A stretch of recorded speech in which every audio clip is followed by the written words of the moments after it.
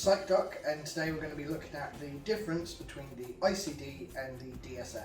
Now, if you've delved anywhere into the world of mental health or mental health disorders, you will undoubtedly have came across the abbreviations ICD, DSM. You've probably came across them when talking about diagnoses.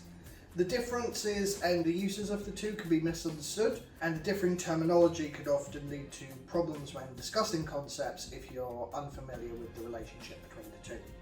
So to start with, the DSM stands for the Diagnostic and Statistical Manual of Mental Disorder, whilst the ICD stands for the International Classification of Diseases. Both are used in diagnosis and health conditions and set a standard for language and criteria of diagnosis to be used. The DSM is produced by the American Psychiatric Association, or a smaller subset thereof, and is used for diagnostic criteria for use within the USA. It is solely focused on diagnostic criteria for mental health disorders, including developmental disorders, personality disorders, mental illness, and is compiled by several groups of psychiatrists, psychologists, and other people involved within the mental health sphere. The diagnostic criteria within the DSM is often stricter than the ICD, and for this reason it has a lot more use in research than the ICD. The ICD, by contrast, is produced by the World Health Organization, or WHO. It actually covers every accepted illness or disease within our understanding, both physical and mental, and is used all over the world. Whilst it is used within the USA when talking about mental health, the DSM tends to be used, whereas outside of America, the ICD terms would be used. The book is available for free and is designed to be used in all sorts of income countries, both high to low, and mental health disorders only makes up one section of the book, specifically section 5, and the criteria used are more open to practitioner interpretation as opposed to the DSM, mainly because folks using the ICD may not have access to the same tools that those using the DSM may have.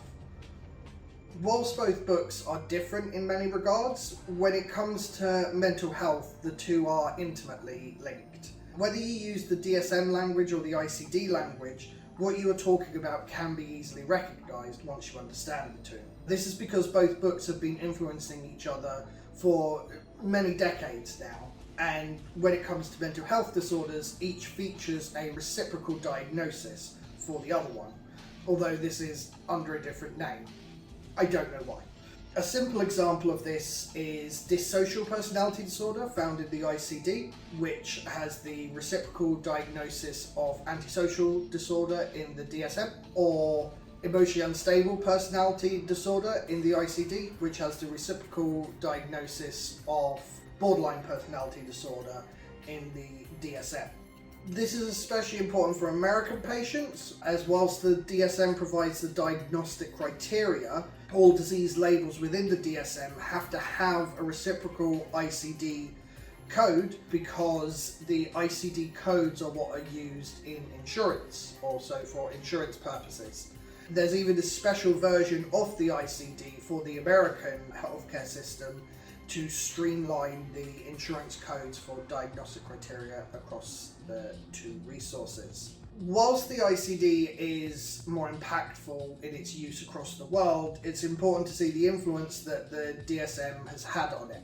This is especially important because the DSM has had a lot more money invested, especially because it focuses solely on mental health, as opposed to the ICD, which is trying to cover every known disorder in the world. However, this doesn't mean that the ICD simply follows what the DSM says, and indeed the latest versions of the DSM are actually adopting practices first pioneered in the ICD sections of mental illness. Psychiatry is a field still in relative infancy, especially when compared to some of its siblings like medicine or surgery, which have had a good few centuries out of the Dark Ages. The more we learn on how to treat ourselves and how to identify these problems, the more these books will undoubtedly change, and for the better, we hope. So I've been Psychduck today, and I hope I've given you a brief glimpse into the world of mental health. I wish YouTube good mental health, and good night.